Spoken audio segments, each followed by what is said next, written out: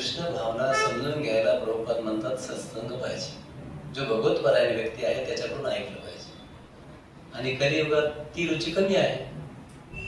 कलियुगात काय आहे? खूप कमी आहे. म्हणजे किती?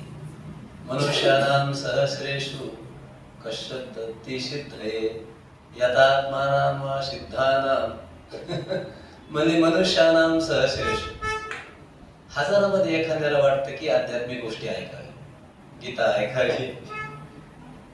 किती लोकांमध्ये? हजारो लोकांमध्ये एखाद्याला वाटतं. मनुष्यानां सहस्रेषु कश्चित् दत्ति सिद्धये. त्याच्यापैकी हजारात एखाद्याला ऐकावं वाटतं, गीतेच्या क्लासला जावं वाटतं, भगवंताबद्दल स्मरण करावं वाटतं, त्यांच्या कथा ऐकाव्या वाटतात, सत्संगाला जावं वाटतं. पण नेमकीच घटना अशी होते म्हणले, यतात्माना त्या हजारापैकी हजारात एखादा टिकतो, हजारो मध्ये एखादा टिकतो. कृष्ण भावना समजून घ्या. मोहरा ऐसे फळे नाही येते काही गळते. आंबे आहे का कोणाच्या घरी? झाड आहे सर्वांच्या घरी. मोहर येतो माहितीये? मोहरा ऐसे फळे नाही.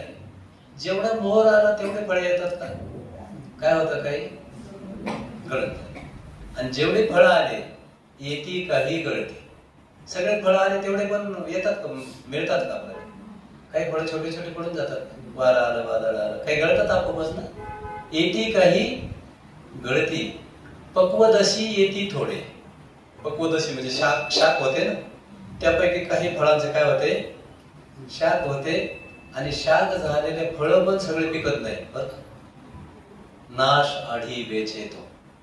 आढीला लावले का त्याच्यातले काही नसतात. इथे प्रभुपाद म्हणतात, कोणी सामर्थ्यशाली पुरुष आत्मसाक्षात्कारी त्याने जर श्रद्धापूर्वक भगवंताच्या कथा ऐकल्या तर तो प्रबुद्ध होतो. टिकण्यासाठी काय होतो? आपल्याला टिकण्यासाठी काय पाहिजे? मनुष्य प्रबुद्ध पाहिजे ना, समजदार पाहिजे ना. ज्याला समजतं तोच पुढे निघतो ना.